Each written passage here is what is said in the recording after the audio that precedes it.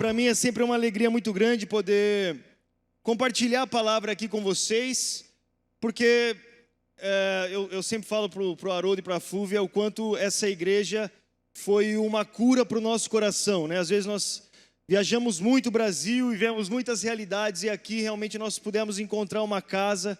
Então, a todos que se perguntam sobre uma igreja, nós apontamos para vocês, e a gente espera dar muito trabalho para vocês, trazer muita gente aqui para os pastores, né?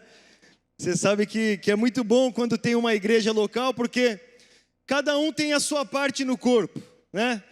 Eu creio que eu tenho um chamado evangelístico, né? Então, o evangelista é o que sai pescar e traz para os pastores cuidar. Então, a gente dá bastante trabalho para os pastores, mas eu também gosto muito do chamado evangelístico, porque por mais que você talvez possa dizer que você não tem um ministério, vocês talvez digam: eu não sou pastor, não sou profeta, não sou mestre. Todos nós fomos chamados para sermos testemunhas de Jesus, né? Para testificar do nome de Jesus. Todos nós fomos chamados. O Senhor, Ele nos chamou para isso, e Ele não só nos chama, mas Ele nos capacita para isso. É uma função do cristão, de nós estarmos ainda nessa terra.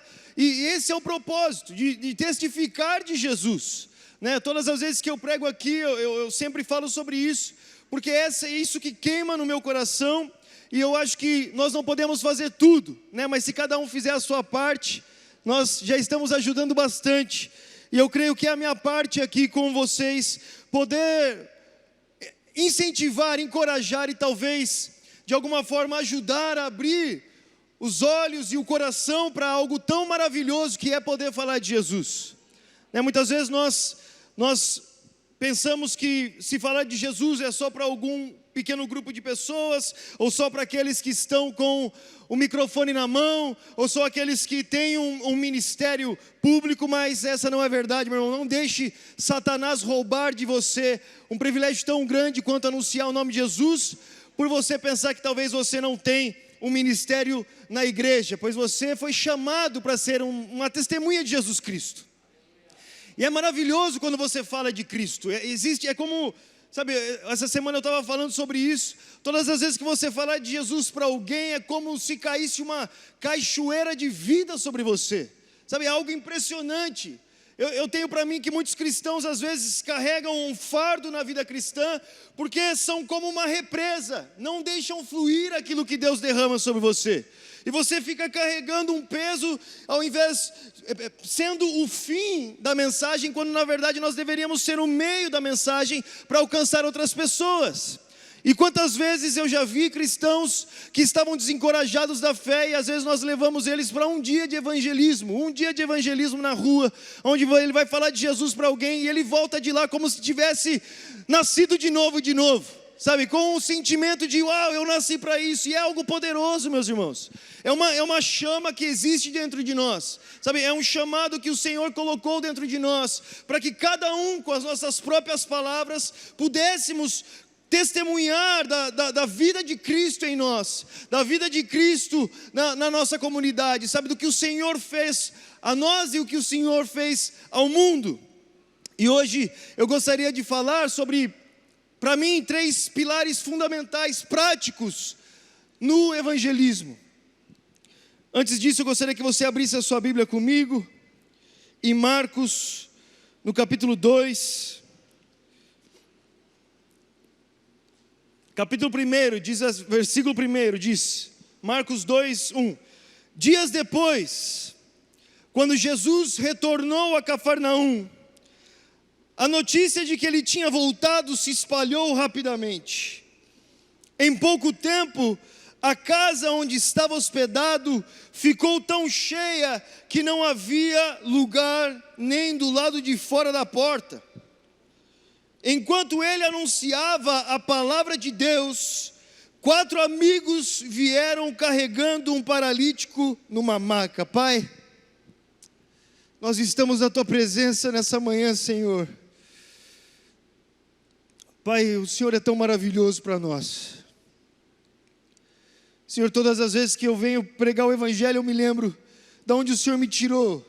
Talvez hoje eu já poderia estar morto longe de Ti, Senhor. Mas um dia essa mensagem chegou até mim. Minha vida foi transformada.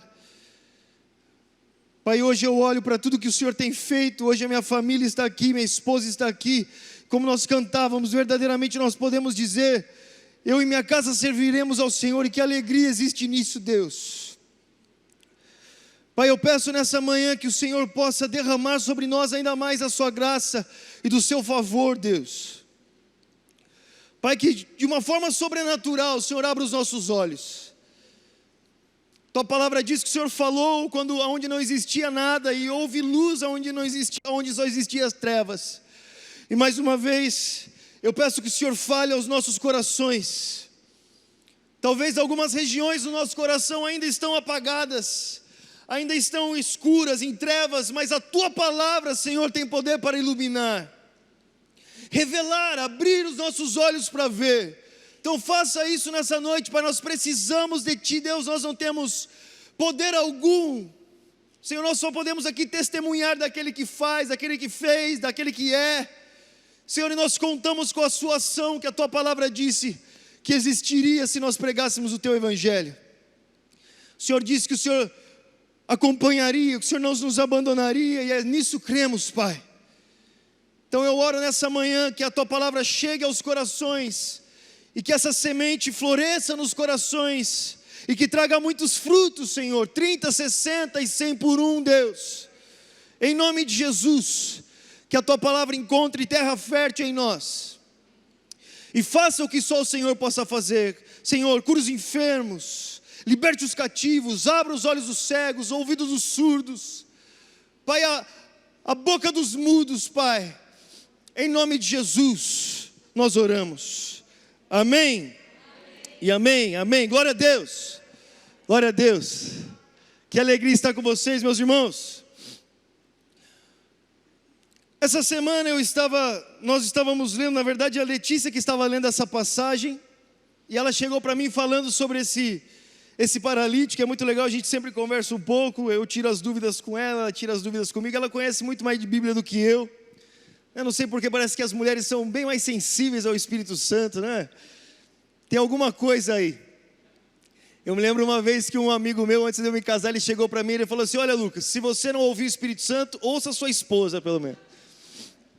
E tem dado certo, viu, meus irmãos? Tem dado certo.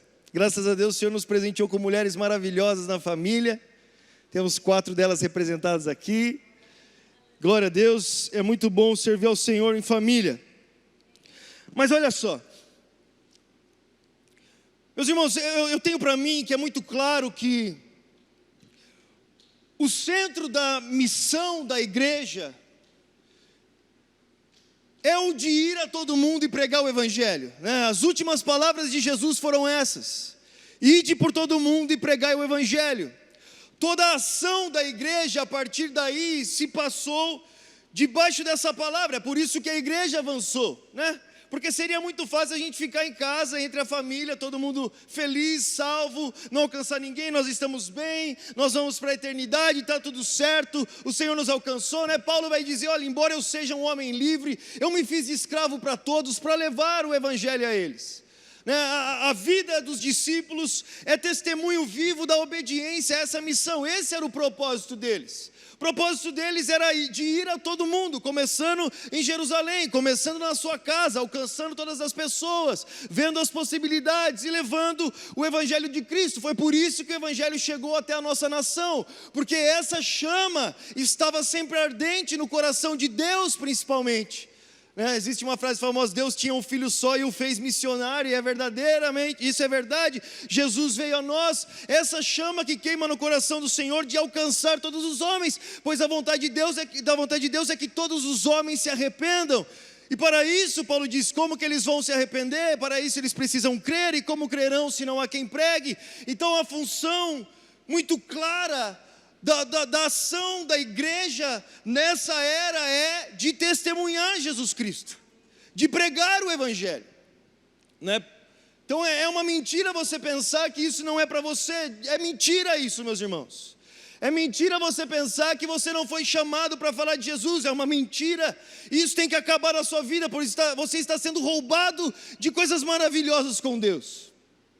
Experiências maravilhosas, de um galardão maravilhoso, tantas coisas que Deus tem preparado para aqueles que se empenham na sua missão, e ainda mais, quando nós falamos dos últimos dias, o que nós estamos vivendo os últimos dias. Os últimos dias de uma igreja que preparará a volta de Jesus. Nós cremos que essa igreja que testemunha da vinda de Cristo, que realmente tem isso no coração e que entende de que daqui nós não levaremos nada, nós verdadeiramente não levaremos nada.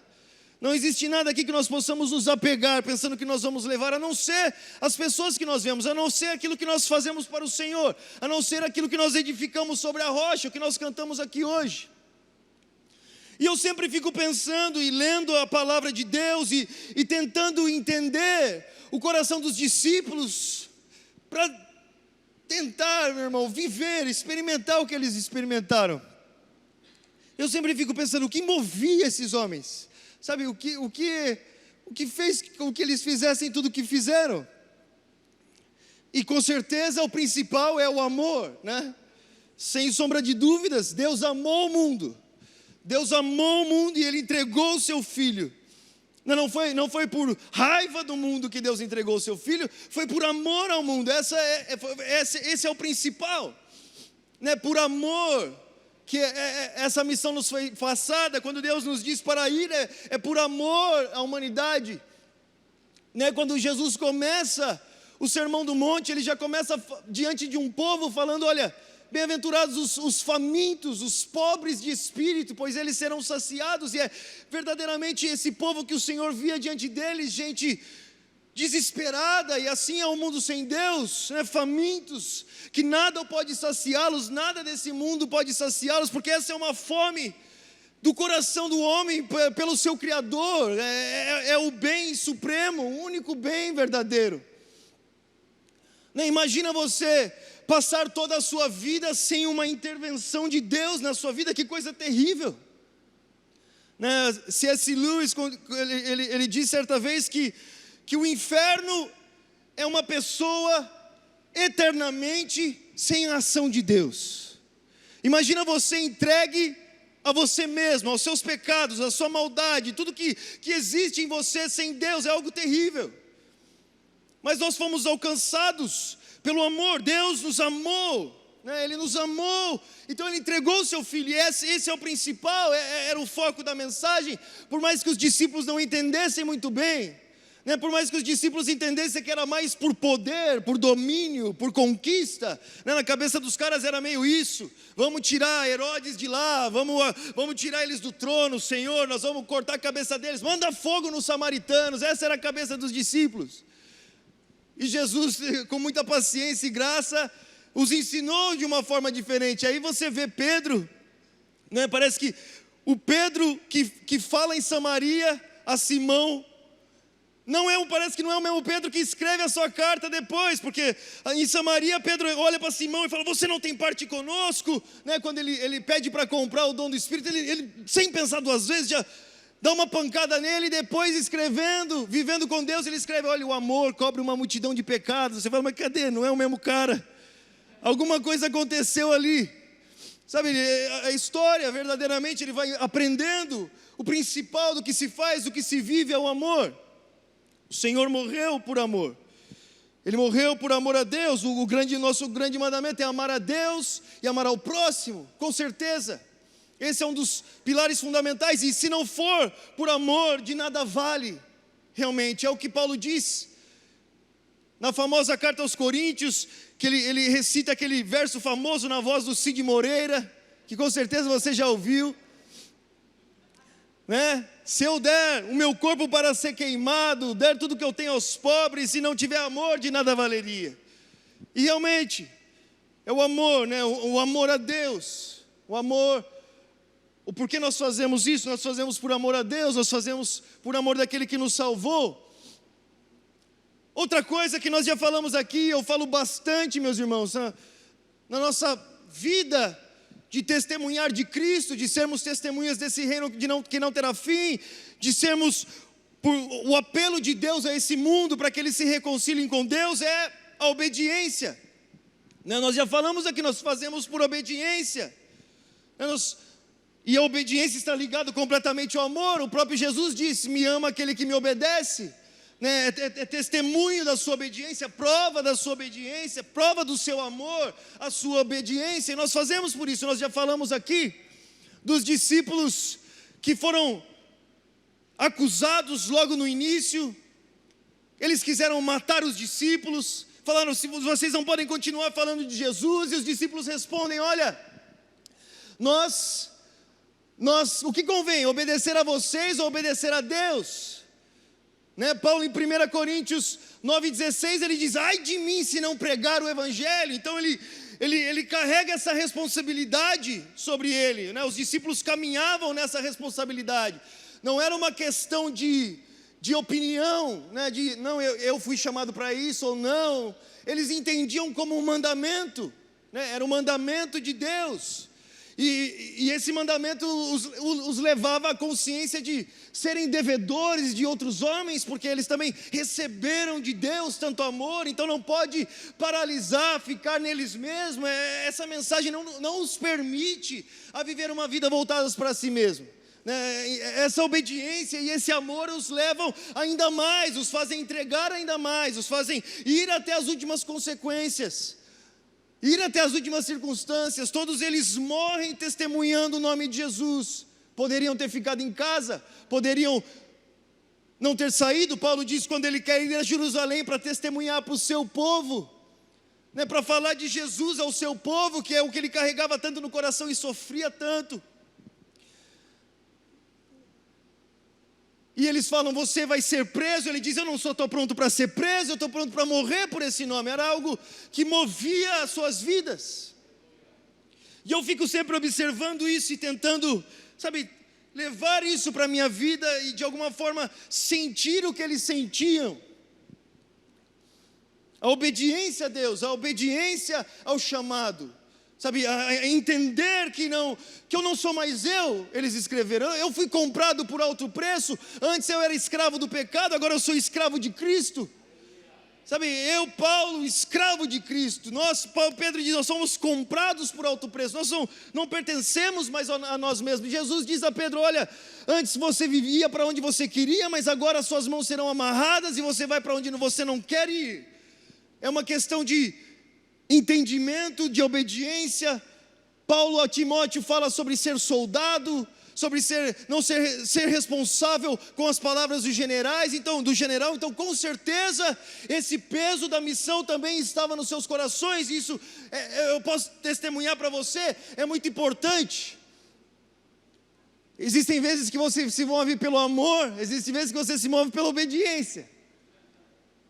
Tem irmãos que você não quer mais amar, não. Você cansou de amar já, chega, Meu pai mesmo, ele está lá na missão na Itália. Rapaz, ele sofreu tanto naquela Itália, e ele está tão feliz com a vida do David, porque ele está vendo um fruto maravilhoso assim.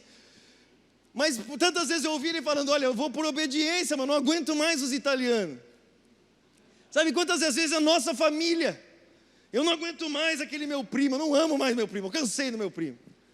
E às vezes nós mesmos falamos. Então são pilares que às vezes nós nos movemos pela obediência, às vezes nós nos movemos pelo amor, Só que existe algo, meu irmão, que eu parei para perceber essa semana, que verdadeiramente mexeu muito comigo, enquanto a minha esposa falava dessa passagem aqui. E eu percebi o quanto isso é importante no evangelismo, o porquê se evangeliza. E a Bíblia diz o seguinte, olha só: em pouco tempo, no versículo 2, a casa onde estava hospedado ficou tão cheia que não havia lugar nem do outro lado da porta. Enquanto ele anunciava a palavra de Deus, 4 homens vieram carregando um paralítico na maca.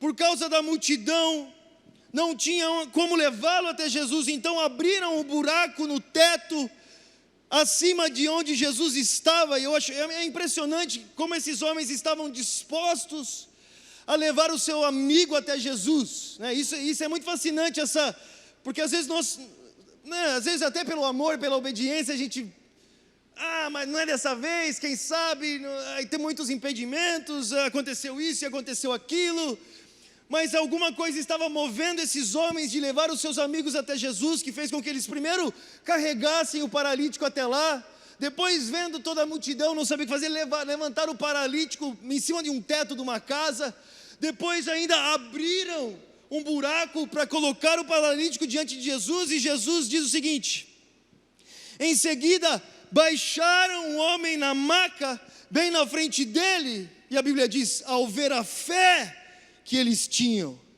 Jesus disse ao paralítico: filho, seus pecados estão perdoados. Meu irmão, o terceiro desses pilares que eu estou falando para você, que nos leva a evangelizar, é a fé. E não é só a fé que nós temos em Deus, não é porque nós cremos, né? É testemunho da nossa fé, mas é a fé de que Deus pode salvar aquele que nós pregamos. E isso muda tudo, meu irmão. Isso muda a nossa expectativa de quando pregamos o Evangelho, porque é muito frustrante você fazer algo com a expectativa de que não vai acontecer. Imagina você sair nas ruas para falar de Jesus com a expectativa de que ninguém vai crer. Imagina você pregar para a sua família pensando que eles nunca vão aceitar a mensagem. Imagina você levar os seus amigos até Jesus sabendo que eles vão para o inferno, que eles nunca vão crer em Jesus. Sabe, uma das coisas muito importantes que nós precisamos ter conosco, que nos motiva e nos faz ir, é saber de que Deus é poderoso para salvar e crer que Ele irá salvar. Porque é muito diferente você levar alguém até Jesus crendo que essa pessoa será salva. É muito diferente a forma com que você fala e os desafios que você está disposto a encarar por isso. Porque diante dos seus olhos existe um resultado de que irá acontecer. Sabe, esses amigos creram, e eles creram que Jesus os salvaria, que eles estavam dispostos a correr todos os perigos e dilemas e dificuldades, porque eles sabiam que Jesus faria alguma coisa. Sabe, esse é o testemunho nosso para o mundo. Quando nós pregamos de Jesus, nós estamos falando para alguém que nós sabemos que Jesus pode resolver as situações da sua vida, que Jesus pode curar o seu corpo, que Jesus pode mudar a sua história. Nós cremos nisso. E é maravilhoso você sair para pregar o Evangelho e testemunhar de Jesus crendo em Deus. E muitas vezes nós achamos que Deus está, não está conosco na missão, e essa é uma outra mentira absurda. Nós colocamos tantos empecilhos porque nós não esperamos que as pessoas irão crer, nós não esperamos que elas vão ouvir, nós não esperamos que elas irão responder ao Evangelho, nós não esperamos que Deus irá fazer. E às vezes até as nossas orações mostram isso. Nós oramos orações derrotadas quando nós vamos orar para alguém ser salvo. Parece que nós temos que convencer Deus a fazer alguma coisa que na verdade Deus não quer fazer. Não, por favor, Deus, meus irmãos, isso demonstra o quanto nós cremos errado. Isso demonstra o quanto o Evangelho não está claro aos nossos olhos. Isso demonstra tantas vezes o quanto nós ainda não enxergamos o amor de Deus. Porque se nós não cremos que Deus é poderoso para mudar a história de pessoas, se nós não cremos que Deus é poderoso para mudar a história da nossa família, se nós não cremos que Deus é poderoso para alcançar o mais perdido dos pecadores, nós ainda não entendemos o amor de Deus. Que foi possível de deixar tudo, deixar a sua glória, rasgar o céu, morrer numa cruz, descer ao inferno, nos resgatar dos mortos. Sabe, levar sobre si toda a ira de Deus para que nós fôssemos salvos. Se nós ainda pensamos que Deus não está conosco nessa missão, nós entendemos tão errado, e isso tem roubado de nós o evangelismo. Tem roubado de nós a oportunidade de pregar.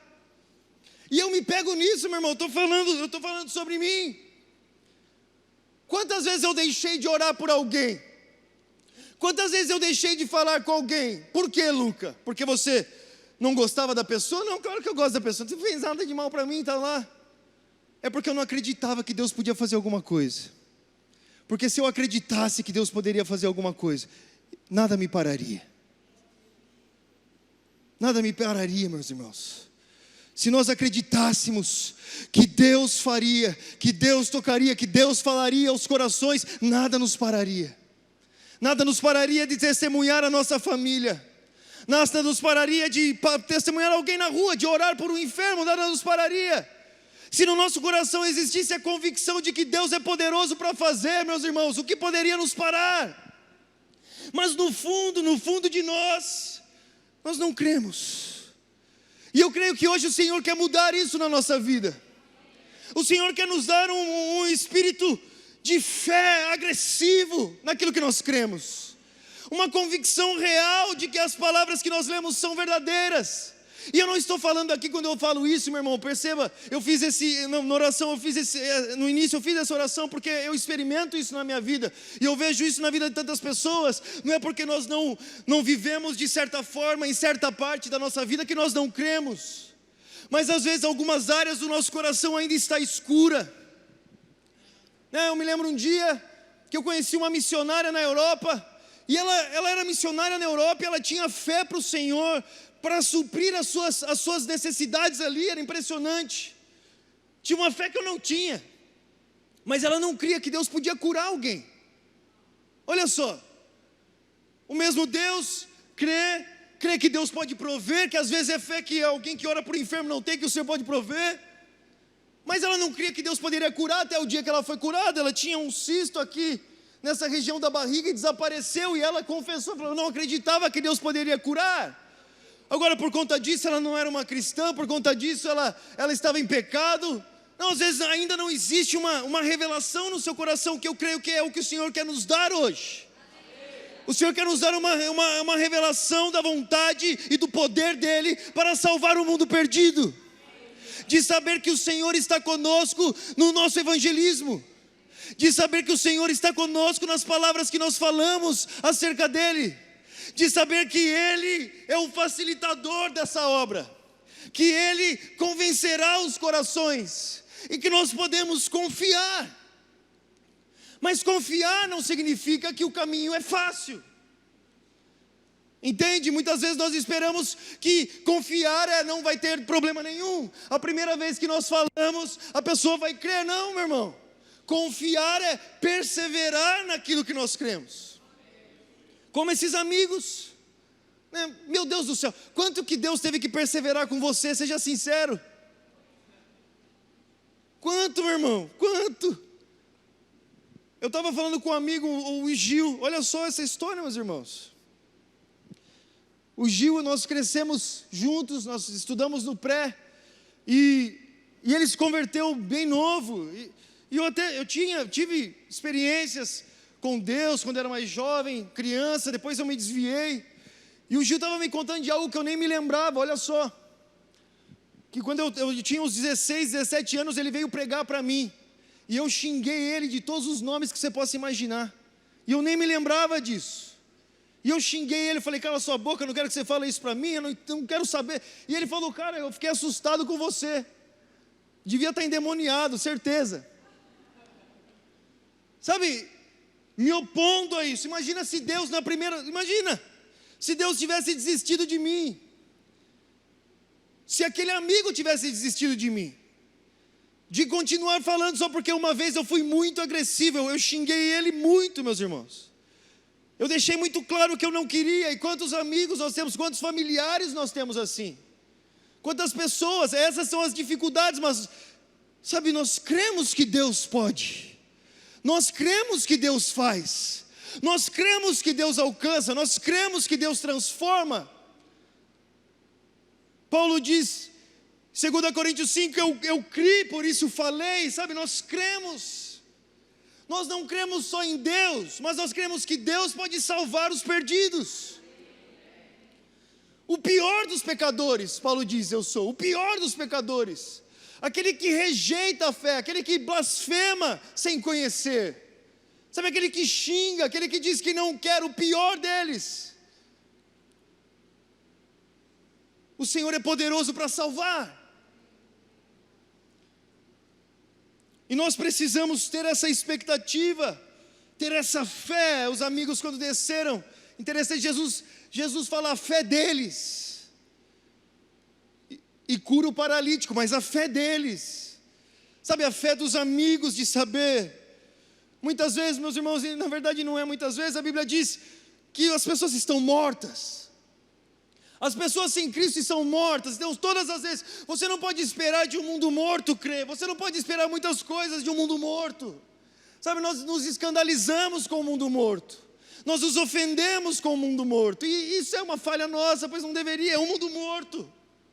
Sabe o que você vai esperar de um mundo morto? E muitas vezes é a nossa fé de perseverar e continuar e testemunhar, por mais que a pessoa não enxergue, por mais que a pessoa não veja nela mesma o valor que ela tem, por mais que a pessoa seja a pior das pessoas que nós podemos conhecer, por meio de Cristo nós sabemos que ali dentro existe um tesouro para Deus. Existe um tesouro tão grande que Deus entregou o seu Filho por ele. Esse é o amor de Deus. Mas a nossa incredulidade limita a expectativa que nós temos do amor de Deus. Isso não pode mais acontecer. Nós precisamos ser confiantes nesse Deus que nos salvou, também é um Deus que salvará o próximo. É impressionante, né? E isso você percebe muito claro na vida dos discípulos. Os caras eram malucos, os caras acreditavam em Deus, é impressionante. Paulo diante do rei, sendo acusado, abandonado por todos, o rei começa a falar com ele, fala, você está querendo me converter? Ele fala, não só você, mas todos eles ao meu redor.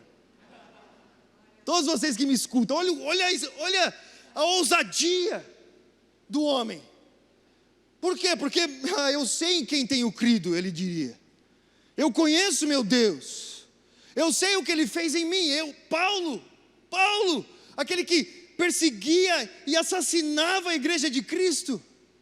Ele podia olhar para ele mesmo e dizer, se Deus me alcançou, como ele não pode alcançar qualquer um de vocês?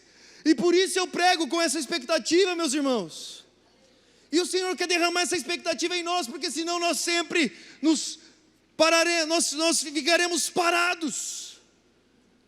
Porque ninguém entra num ringue sabendo que vai perder. Não é verdade? Você não começa nada se você sabe que você vai perder, porque você vai começar, você não é louco? Vou entrar nesse negócio, porque eu sei que nesse negócio aqui eu vou perder dinheiro, é coisa boa. Ninguém faz isso.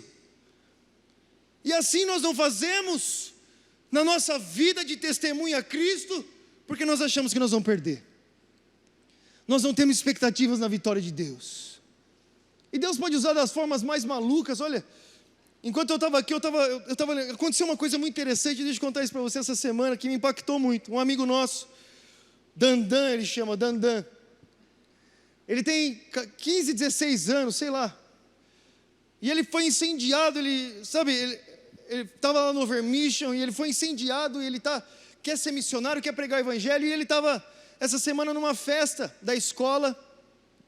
E quando ele chegou nessa festa, ele me ligou contando, e ele falou, Luca, eu estava lá, e eu comecei a ver umas coisas erradas, e eu ia pegar o telefone e já ligar para minha mãe, porque comecei a ver já os caras, sabe, eu não queria estar ali, mas aí eu fui para a cozinha e tinha uma mulher brigando muito, olha só um menino, 15, 16 anos, e eu vi uma mulher brigando com o menino e eu percebi que a voz dela estava meio diferente. Aí ele falou, cara, sabe o que eu fiz, cara? Eu não sei como eu fiz isso, eu não sei o que deu em mim, mas eu falei, mão para trás e de joelho agora, demônio. E a mulher caiu de joelho e mão para trás, irmão.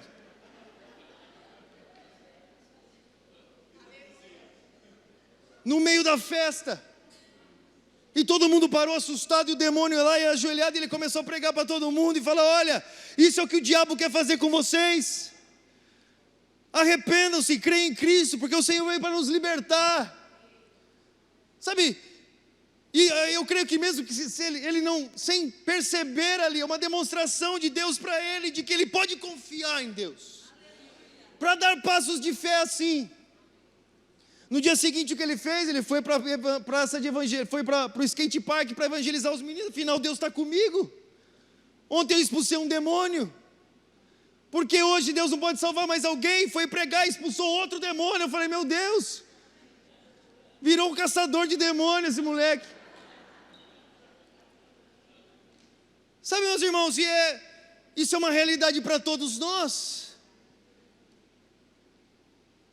E Deus quer mover o nosso coração para crer que Ele é conosco.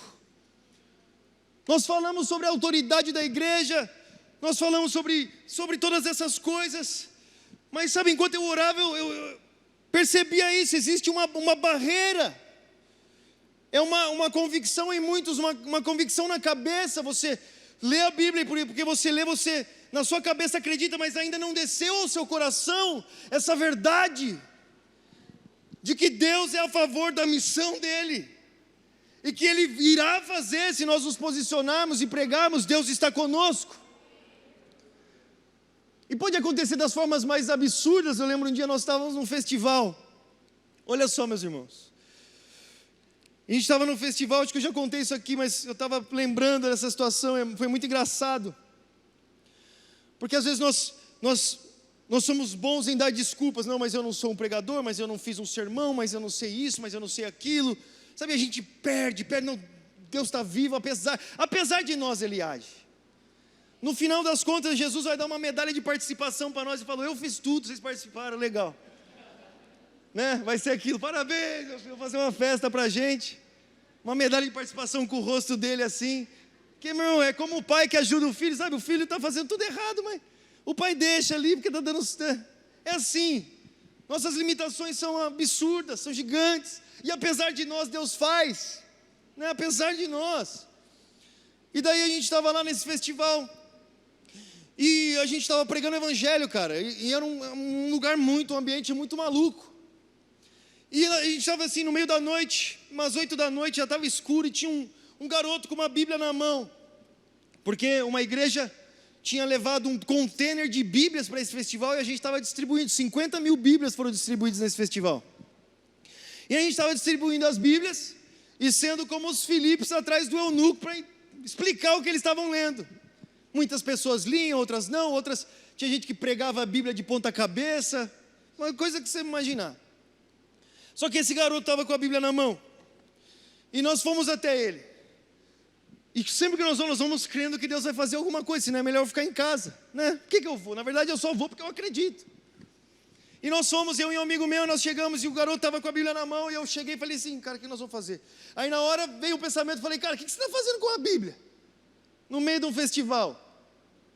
Ele, estou lendo. Eu falei: mas Bíblia?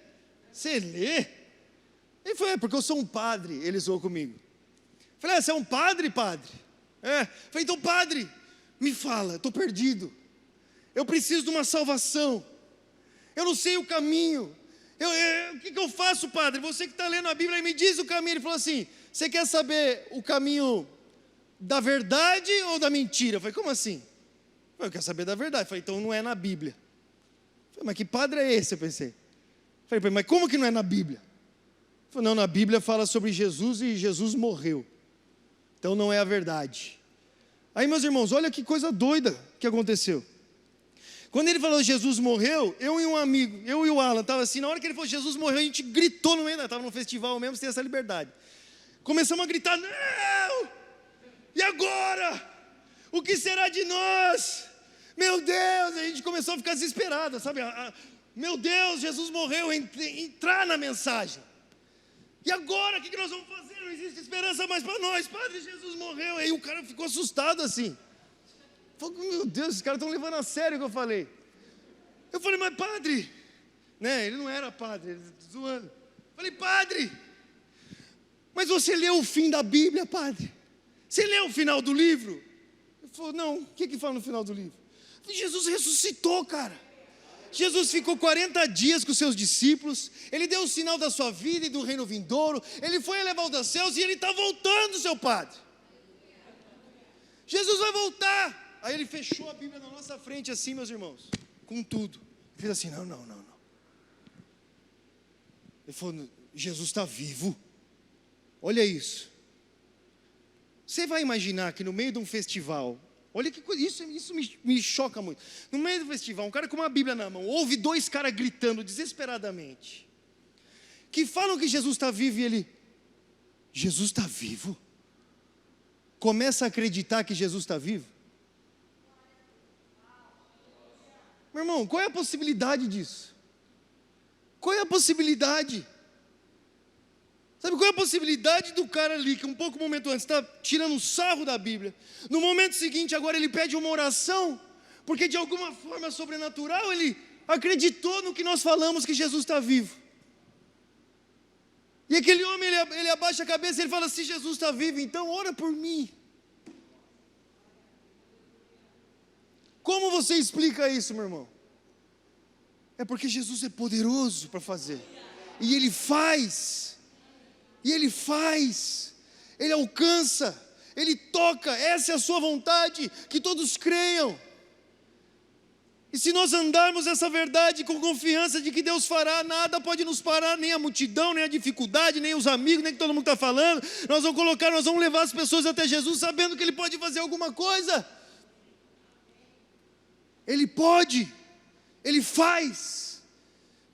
E eu poderia falar centenas de testemunhos aqui para você, que todos eles é uma surpresa. Para mim é sempre uma surpresa de alguma forma perceber que ela acreditou nessa mensagem. Porque ela é tão contrária à realidade do mundo hoje, ela é tão ultrapassada para a cabeça das pessoas, mas ela não é um conto de fadas como muitos pensam. É o poder de Deus para a salvação do homem. Então, por mais que toda a realidade que as pessoas tentam criar se oponha a ela, Jesus ainda rompe tudo isso, e alcança os corações, e cura os enfermos, e liberta os cativos. Ele faz, e nisso nós podemos confiar.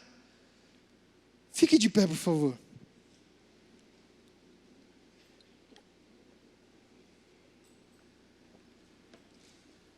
Eu quero orar com você nessa manhã. Será que a gente pode cantar aquela canção de construir minha vida em Ti? Lembra? Agora quando você pensar nisso, construir sua vida em Ti, também pensa no seu testemunho aos outros, na você falando de Jesus. Porque nós queremos que Deus pode fazer tudo, mas nós não queremos que Deus pode alcançar alguém quando nós pregamos. E isso também faz parte do Evangelho. Também faz parte do Evangelho, saber que Deus alcançará se nós abrirmos a nossa boca, também faz parte da fé em Deus. Talvez você está aqui hoje, você crê em muitas coisas que Deus pode fazer, mas você nunca creu, nunca foi real no seu coração essa verdade. Hoje eu quero orar por você, eu creio que o Senhor derramará sobre nós essa convicção nessa manhã, de crer como esses amigos, que levaram o seu amigo até Jesus, porque sabiam que Jesus faria alguma coisa por eles. Hoje, meu irmão, Jesus, Ele não está no lugar geográfico, Ele está em nós. Ele não está lá na casa, Ele está em nós. E hoje nós não precisamos levar o nosso amigo até Ele, nós podemos levar Jesus até o nosso amigo, facilitou o caminho. Imagina se Jesus ainda estivesse lá em Jerusalém, que você quisesse apresentar alguém para Jesus, tinha que pagar um avião e levar todo mundo para lá. Hoje o Senhor está em nós, Ele opera através de nós, Ele faz, por onde nós vamos, nós podemos apresentar Jesus, com a confiança de que Jesus fará alguma coisa por eles. Então eu quero orar nessa manhã. Talvez você está aqui, você sabe que você é essa pessoa que você precisa dessa fé. Você precisa dessa fé para pregar, para falar de Jesus. Você precisa disso. Você precisa crer. Você precisa disso. Se você é essa pessoa, você sabe. Vem até aqui à frente, por favor. Eu quero orar por você.